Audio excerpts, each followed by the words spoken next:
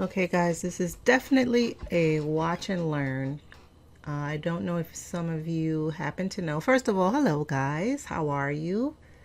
Welcome to my channel. Happy to have you. Shout out to all my viewers and people who have recently joined. I am doing a video right now about fitting. This dress is a raglan dress. This is the beginnings of the dress. What I will say is for basic dresses, I drape in gabardine. So that's one of the cotton fabrics, only because it's a little bit stiffer and less forgiving than the default fabric. You'll find that you get a better fit when you're using a stiffer fabric. You can use muslin. I suggest the lightweight muslin, or like I'm doing this in gabardine. So now these are your stress views. You can see how tightly fitting the garment is, and then I go through all of the steps. I call it my fitting steps once I pretty much drew this pattern by hand. So now it's time to make it fit. A lot of times we think just because it goes around the body and it hugs the body that it will be a good fitting garment. But in the real world, you don't want to see all of this red. You want to eliminate it and manipulate the pattern to reduce all of this redness. Red is bad. Red is very bad. Very tight. You'll see that the red in the upper right hand section of the 3D window, you can see that it says can't fit basically. So yellow means it's kind of tight. Red means she's not even going to be able to be comfortable wearing this. So that's what your fit maps are. This is the I think tension. I forget what this one is called.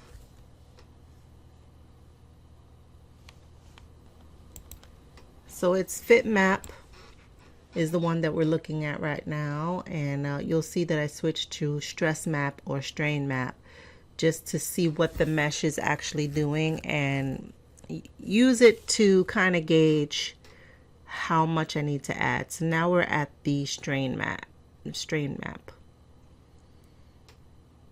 On a tighter fitting garment, the points that you don't really want to tighten on the body, sometimes it's okay to be in red as long as you know your measurement is good. But this is from trial and error.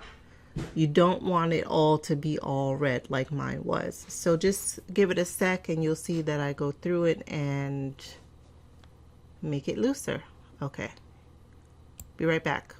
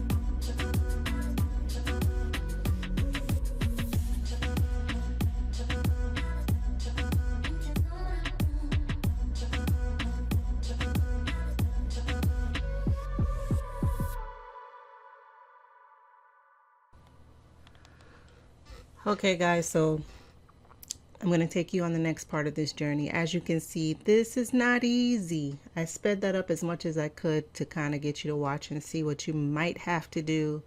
Be careful what you do on your pattern and changing fabric.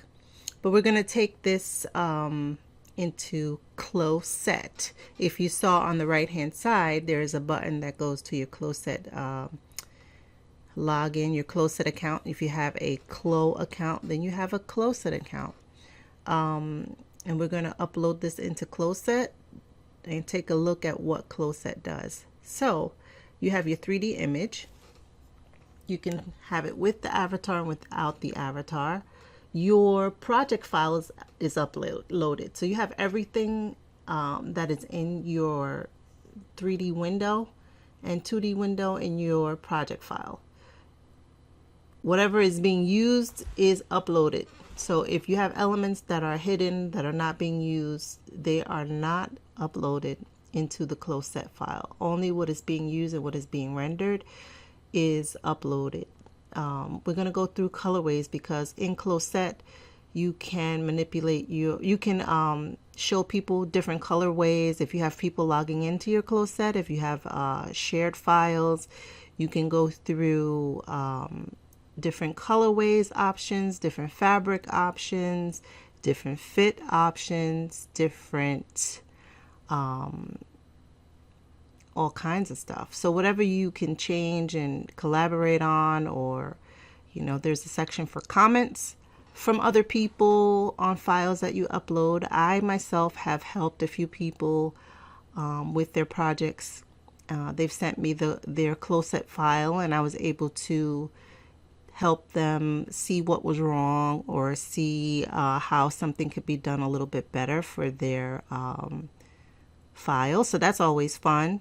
But yeah, so let's check out the colorways once we go back and upload it. Now remember, you can change the colorways and you'll see it in your 3D window, but you won't see it in the colorway window unless you hit update at the top left in the colorway color editor window. So you see that update right there, and then you click on that and you can see the thumbnails with the colors to them. So now that we got our colors, let's upload to Clo-Set. Click on that cloud and it will ready all of your files to take you to Clo-Set. So once it's ready, you're going to see a window that says ready. Okay, takes you to Clo-Set. Now I'm updating because I'm no longer just uploading the file, I'm updating a file that I loaded. As you can see on the left hand side, that there are 3 different generations. So 3 times I've uploaded, 3 times you can see, you can track the changes from one version of the file to another. If you update, you can kind of go back if you make a mistake, or if something wasn't clear and you have to go back and start again, you have that version of the project file uploaded to your Clo-Set. So yeah, you can toggle through, and you can also render in Clo-Set. So you can use their online rendering bandwidth. You don't have to use your computer. You can upload it and go on about your business doing other things on your computer without using up so much space, so much memory on your computer. So this is a good idea if you just need a quick render. If it's not super high resolution, or it might be super high resolution depending on what you make it, it tells you in this little corner up here on the right how many minutes. You can see that says 30 minutes. You can click on a version of Tech Pack, or you can download the actual project file. If no Tech Pack is generated, there won't be any Tech Pack attached, or the Tech Pack attached will have nothing in it, as you're going to see in just a second. So then we go back and we put some POMs and measurements.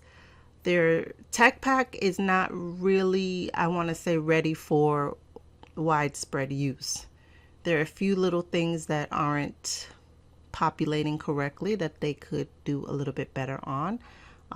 So many different features and attributes to this program that sometimes, you know, something will get launched earlier than something else, and then something will be in another update, and then something will be in a different update. Like, you know, we got maternity avatars. Who knew? It was just updated, added maternity. Oh, okay. That wasn't a big thing, not at all. So I'm just cycling through my renders because I rendered this. If you saw, I changed the background and I saved it as a video file, and it's in that version. So you can download it, and let's see what this tech pack looks like. So you get your front, side, back on your first page. You get your pieces window. You get your graphics. We put no graphics on this. You get your colorways, each have whatever components that you have. So if you have buttons, zippers, everything, all your components come out on the BOM, which is bill of materials. If you didn't know what BOM, POM is what we're about to add. We're about to add POMs, and that's points of measure. So you guys are getting a little bit familiar with the technical design terminology, BOM and POM and MOM. So right now, if you click on your ruler in your 2D toolbar, there's a little ruler there. You can see it highlighted. You can take that ruler and hit whatever side or whatever point to point you want to measure. You can drag the line across pieces if you want. You can actually get a full circumference measurement. So right now I just measured the hip, front hip and back hip, but I want to measure the full circumference hip. So you would take that, your hip point, point to point, point to point, and you would get the full measurement. So it doesn't measure the space in between, it measures the space on your pattern.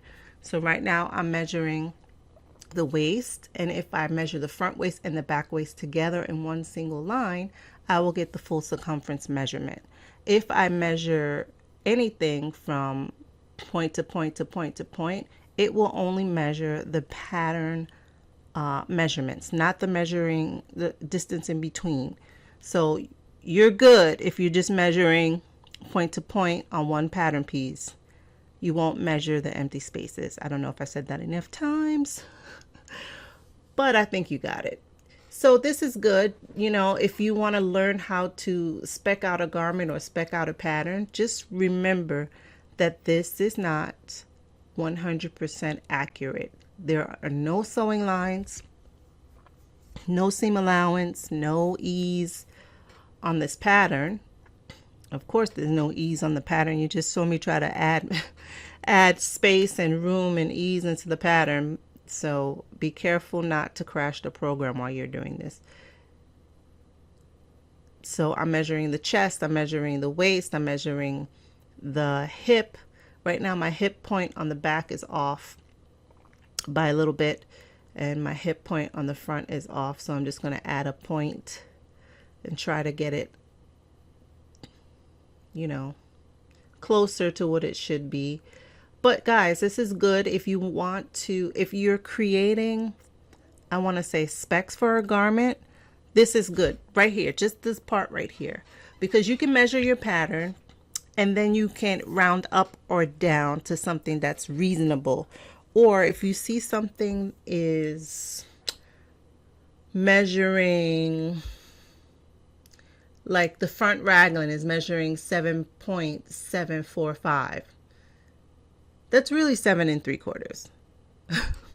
So either you can make it 7 3/4 or you can write 7 3/4 in your spec. I would not write 7.745. I would write 7.75, which is 7 3/4 of an inch. So things like that, you can use your liberties. It might make you, you know, just tweak the garment a little bit while you're measuring it, because you want to get to a measurement that's kind of, you know, not too far out there, that kind of makes sense in a numerical form and not in minute points. But when you have a pattern, sometimes it gets a little tricky with the decimal places. One movement can throw a whole garment off. So just be careful what you're measuring and just try to balance your garment and balance your pattern pieces so that things are symmetrical when you're measuring. I was going to measure the darts, and then I was like, okay, I don't need to measure the darts. So this is the measurement point. Now, once we upload this again, you're going to see what I mean about just using this part right here in your project file. Because when you upload it to the tech pack, unfortunately right now, it doesn't convert to the same numerical properties. It actually is in centimeters. Unfortunately, if you are in America and you're working in inches, your pattern is in inches. When you upload to the tech pack, it turns it into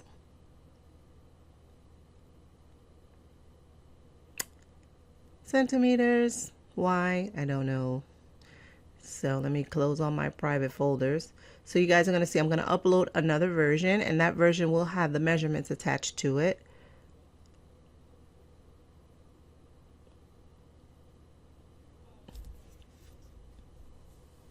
Generating tech pack. So at least it tells you what it's doing, and you can see that. I wish they did that in the program so you can see how long your rendering is going to take, and you can see how long it's going to take you to save something or generate a tech pack. I don't know.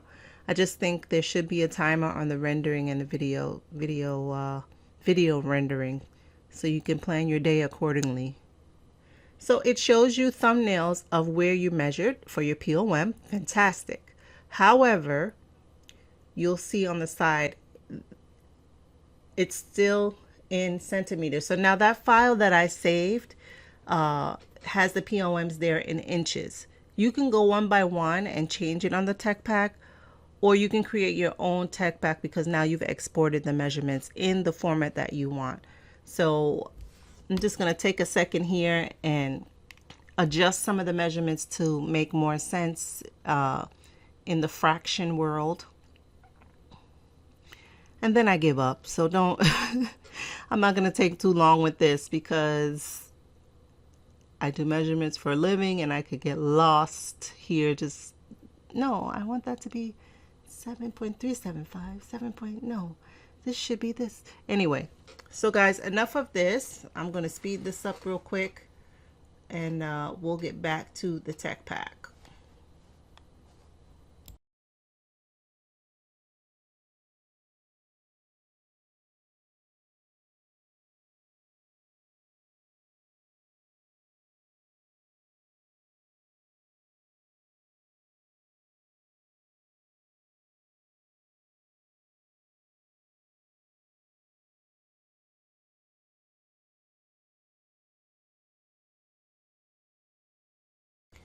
Okay, back to the tech pack. You guys can slow that down and watch it if you want to, but all I was doing was changing numbers to make them make a little bit more sense. I was going to go through right here, and it's just too hard to go from back and forth, back and forth, back and forth, line by line. It is pretty, so if you want to take your time doing the tech pack format, right here, this is not, to me, not accurate, because I didn't put in the yield of the, or the width of the fabric. And some of the layouts are different for the different colors, which I find odd. So to me, I just wonder why they can't get the layout right. Someone was asking me how to find the layout. This is a way to find the layout.